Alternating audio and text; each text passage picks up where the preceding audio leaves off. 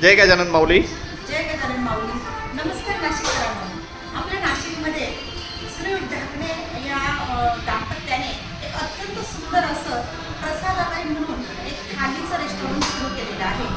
रविवार असतो किंवा सुट्टी असते, बाहेर जेवायला जायचं असतं. बऱ्याच जणांच्या मनात आजही असतं, आपल्या मध्यमवर्गीयांच्या मनामध्ये, की बाहेरचं खाऊ नये. पण इथे येऊन तुम्ही जर हे जेवण केलं तर म्हणाल की दर रविवारीच इथे जायला हवं. इतकं सुंदर जेवण आहे.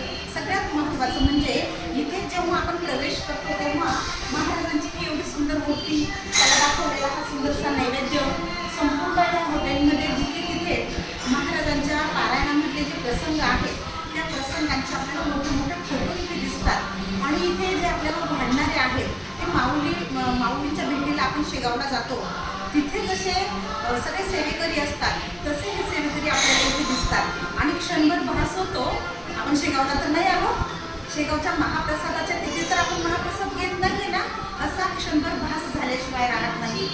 अत्यंत सुंदर जेवण, रुचकर, स्वादिष्ट, पूर्णपणे सात्विक पद्धतीने जेवण बनवलेलं. कारण इथे पुरणपोळी आहे, इथे मऊसूत असा उकडीचा मोदक आहे.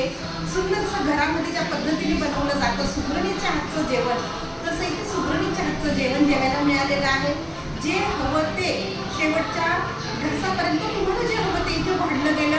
कुठलीही म्हणजे छानपैकी चौरंग पाटावर बसून जेवण, तर खरोखर अत्यंत देखणा, अत्यंत सुंदर, प्रत्येकाने घ्यावा असा अनुभव आज आम्ही दोघांनी घेतलेला आहे.